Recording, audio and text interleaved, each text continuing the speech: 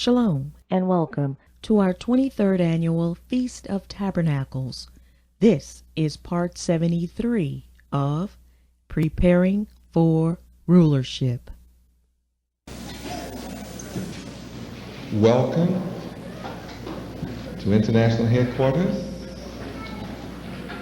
for the nation of Yahweh, the nation of Israel, the tribe of Judah, Hebrew Israelites, children of Abraham, Isaac, and Jacob, followers of Yahweh. Welcome. This is where we learn the laws of Yahweh, from Genesis through Revelation. We love the word of Yahweh wherever it is found.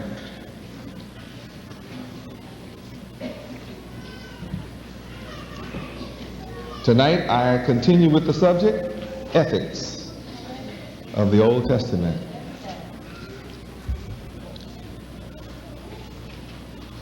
The laws of Yahweh, the statutes, the judgments, and the commandments, they are a system of moral principles. And ethics is one of the definitions of morality, both of which give us information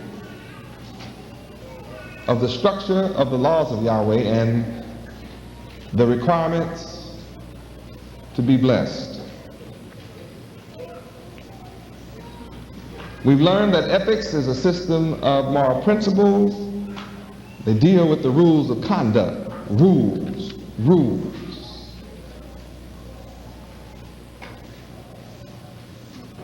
Ethics deals with values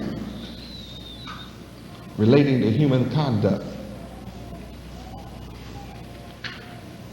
It is ironic that the public school system failed to teach values, and the results are destruction. If you want to know what it is like to not follow the ethics of Yahweh, look at America and her destruction today. Look at the hell, the death, the suffering, and the misery in America. And you have a perfect picture of the results of not following the laws of Yahweh. Ethics deals with the rightness and wrongness, goodness and badness of thoughts and ideas. Ethics implies high standards, honesty, and becoming honorable. Because we kept the laws of Yahweh, we were always attacked by the heathens around us historically.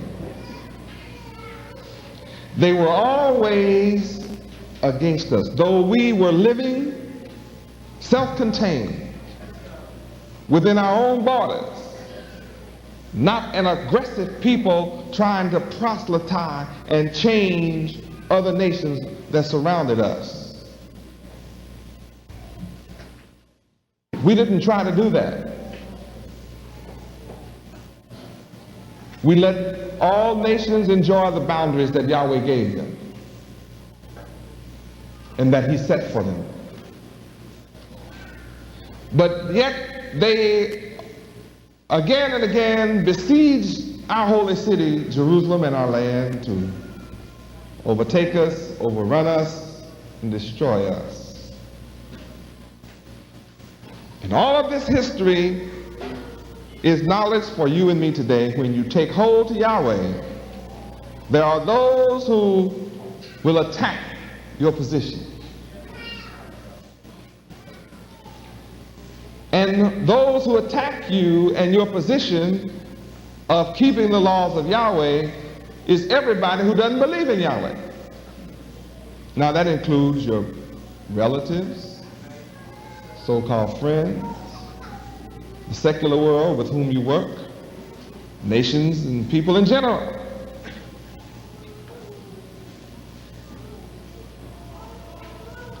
You don't have to try to convince them to think like you, but they are ever after you to change your way and be like them, though their way is not working very well for them.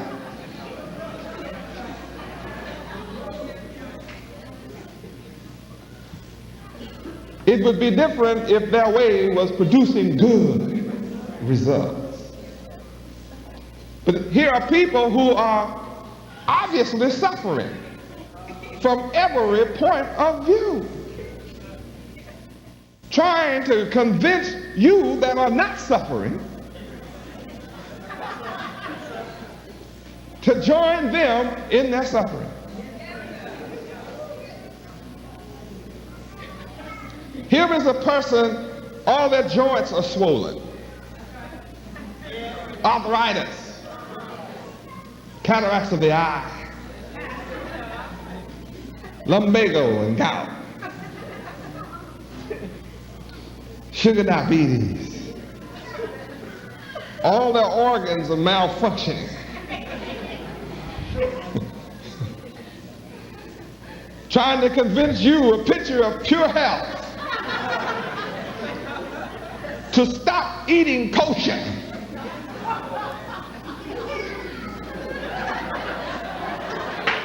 And eat the abominable with them. Maybe they're jealous because you're not in pain.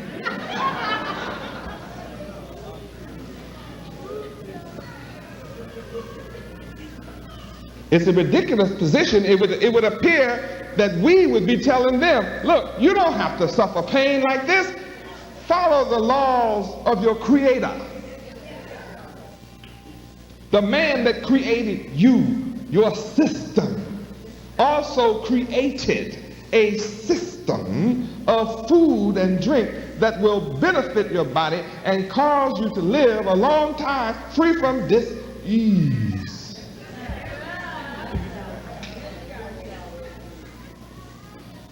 But instead of them listening to us, if you take such an aggressive course of action with them, they will try and convince you that you're kind of kooky. You are kind of weird. You don't eat pork. You don't go to church on Sunday. You go to church on Sunday, but what kind of life do you have?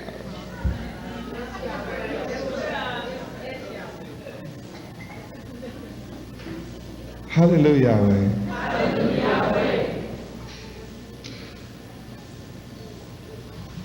The laws of Yahweh are designed for his children, for his creation.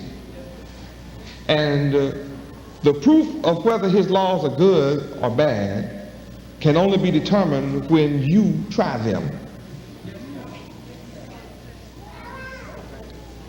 The dietary law alone, when you try it, you feel better. When you stop eating pork, you stop looking so ugly.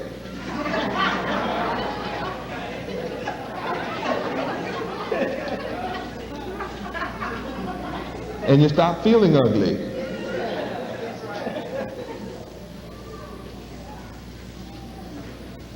When you eat all those creeping things in the ocean, in the waters, shrimp and oysters, and lobsters, and clams, and cunt and stuff. You know, you eat all that stuff. It's dirty. All that stuff is dirty. And then you begin to feel creepy and crawly.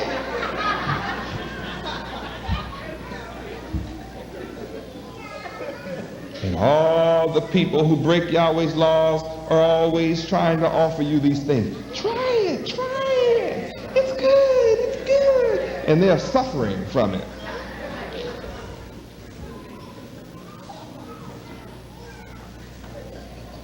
Those of us who do not eat the king's food have beautiful skin,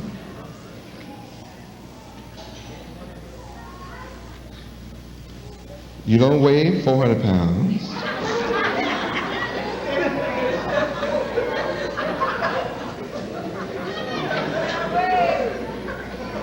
You're not full of Mother Baker or Martha Baker or Mother Martha or Brother Butler and all those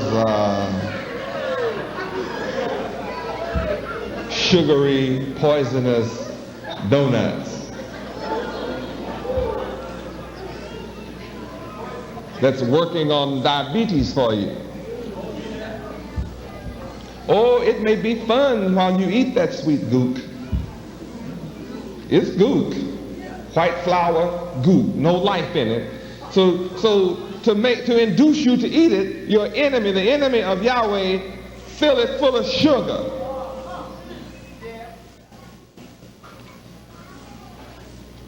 Because whatever you make out of white flour is really tasteless. You have to add a whole bunch of stuff to it.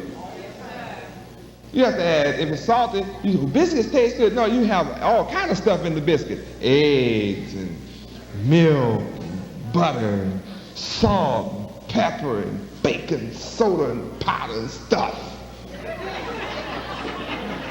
A little sugar in it.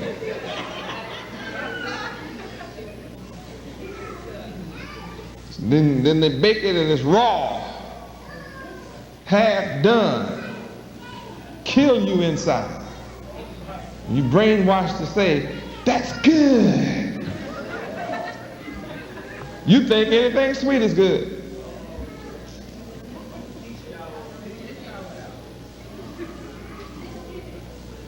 But the best sweet thing you ever had was the tit from your mother. After that, it should be honey. If you can't get the honey, then your next best bet is raw sugar. And you better choose where that comes from. And white sugar is just plain poisonous. You just as well go get strychnine or something and start measuring it out in big long doses and take it, because you have a destiny with somebody called sickness and death down the road. Take it or leave it. When you think you're free, see, Satan, your enemy, the enemy of Yahweh, he offers you all these goodies. He doesn't force you to take it. He doesn't force you to take these donuts.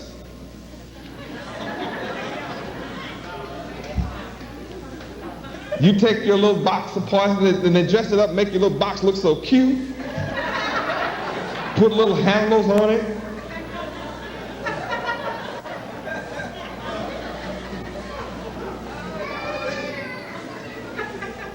You just as well crawl in the box and let them put some dirt around it.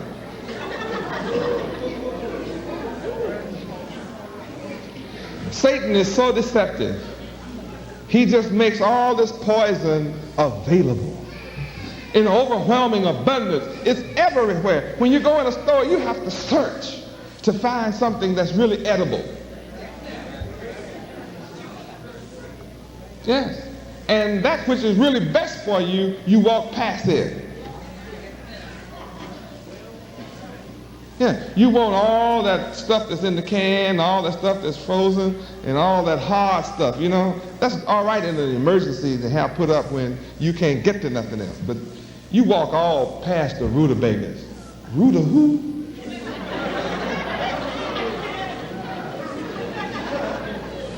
I'm talking about fresh rutabaga, not canned, fresh. You walk right past fresh broccoli. Broccoli who? You walk right past the fresh cauliflower, fresh string beans, fresh spinach, fresh. All that green stuff I have laid out. You walk all past that. You don't know what it is because your mama didn't cook it. Since your mama didn't cook it, you have never learned until I come what some of it is.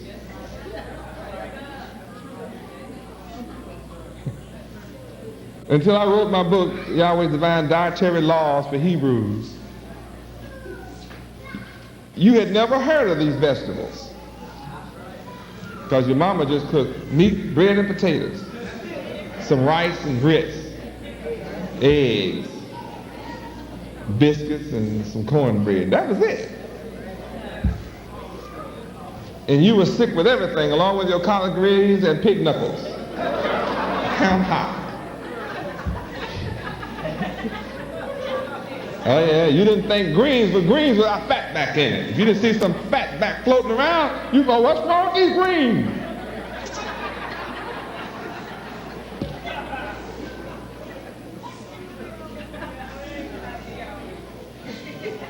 It's all around us. Wherever you go, you can hardly find a clean meal.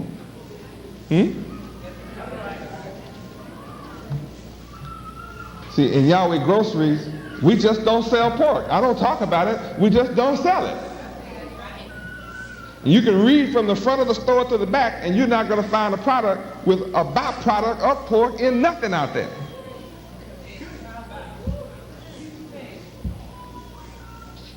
I don't talk about it. It's just not out there.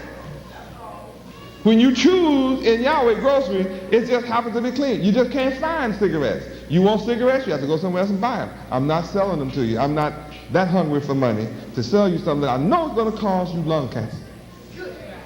Emphysema. And that old bad breath. I like to talk to you sometimes. I don't want to smell that. So I won't sell whiskey. It's just that simple. So I won't sell you the beer that has 59 different poisons in it. Just don't sell it. If I sold one, I'd sell you a natural hops, just a natural hops or a natural ginger, something you can chalk off and put in that would just be natural. If I did it, it would have to be natural. Nothing in it. Outside of Lipton tea, we don't know nothing.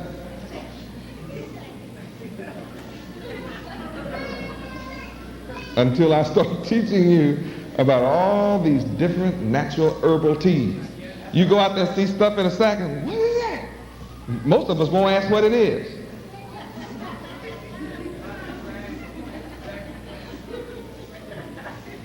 We go in a state of shock and you get a glass and you see a little green leaf in it and you just pour some hot water in it and it's, you want to go, what's that in my glass?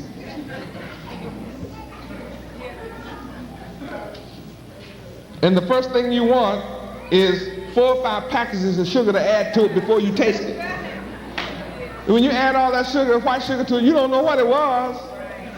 Because now you tasting hot sugar water.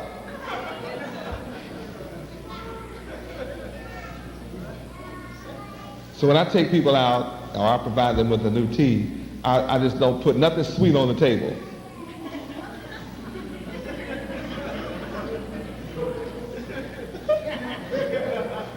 And everybody looks so weird, you know. I have these different teas on the table and no sugar, nothing, no honey, nothing anywhere.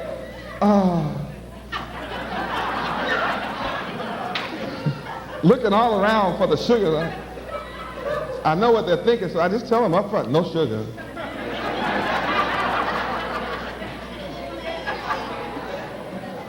What am I supposed to do with this? Taste it.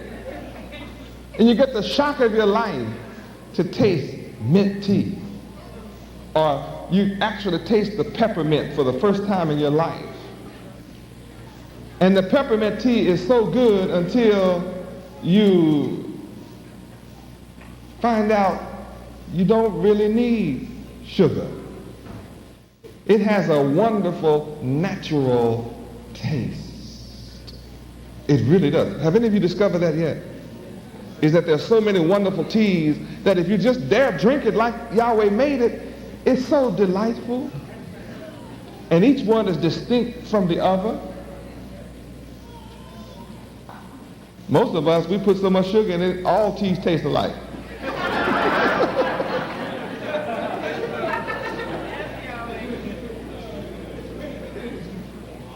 Like, you want some cake? It doesn't make any difference what kind of cake. It's all sweet. The sweeter it is, the more we say we like it. The message I'm bringing is we have to choose what is good for us from the host of bad things that are overwhelmingly available.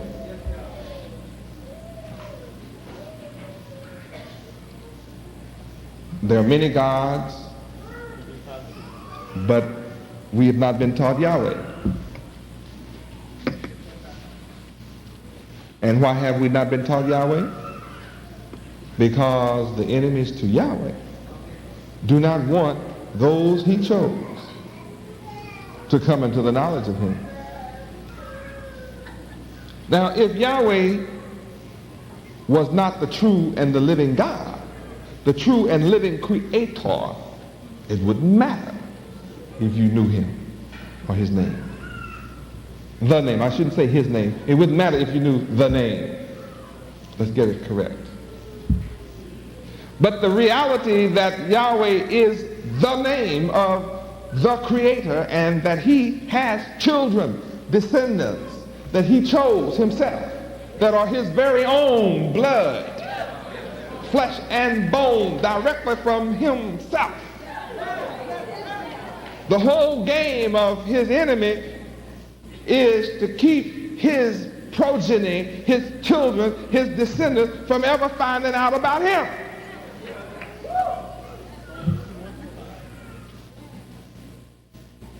That's the game of the whole world. The world's best kept secret is the name Yahweh, and that he is our blood living eternal Father, and that we are his, in fact, elect, chosen.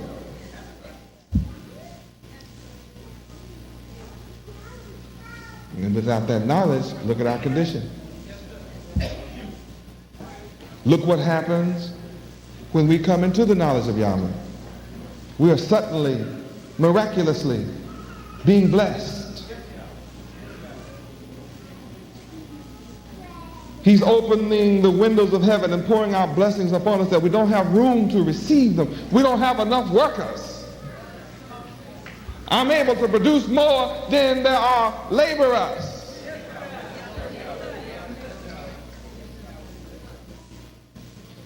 I am ready to give my people heaven on earth while they live overnight, right now. If all of my people, all 50 million, came to me tonight, I have a job for all 50 million in the morning.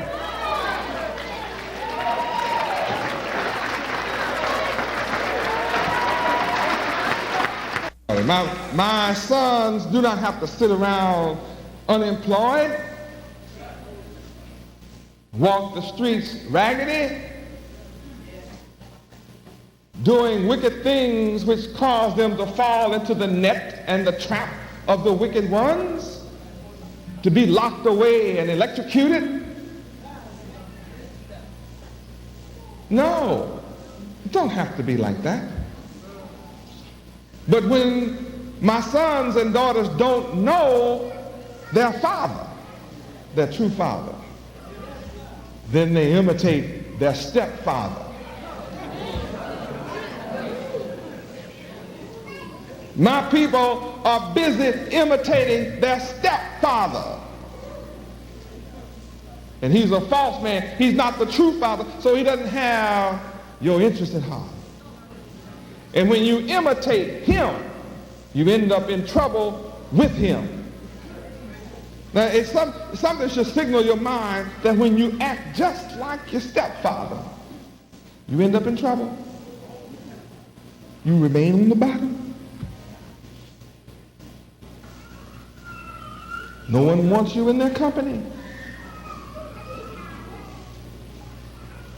You're rejected and hated and despised in a negative sense.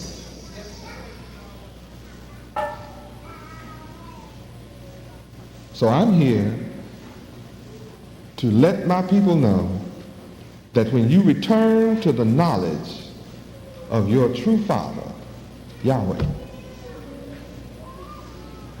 you will become the kings of the earth and the queens of the earth. I hold those keys. I'm here to do that. But it's a choice that you have to make. and that my people have to make. No one can make that choice for you. Within the laws of Yahweh, he is so wonderful that he has caused our enemies to print his word.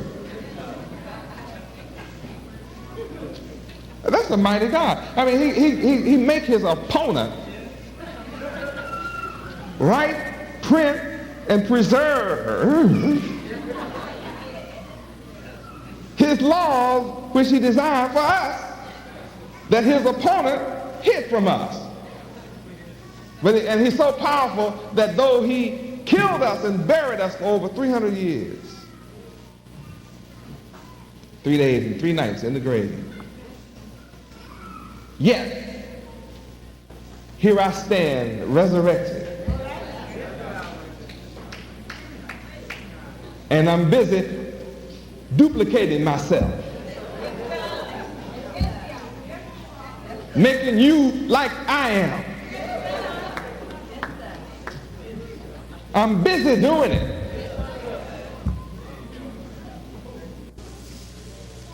Ethics teaches us the laws of Yahweh, to respect those laws, to keep those laws, and what those laws mean and how we must conduct ourselves in order to be blessed. That's what the laws of Yahweh are all about. Teaching us rules of conduct. And when we return to keep those rules, we're blessed. I am your example.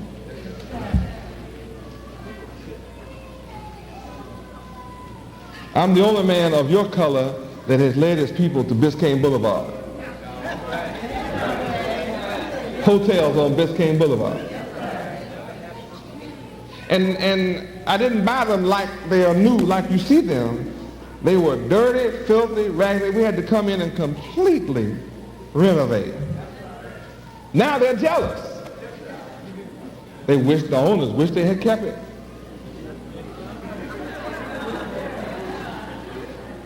Why is it so beautiful, trimmed in white and black? And why is it so beautiful inside? Why is it brand new kitchens inside at such a cheap price? Why? Because I have the love of Yahweh in me, and I'm a moral man. I'm bringing about a moral, ethical action.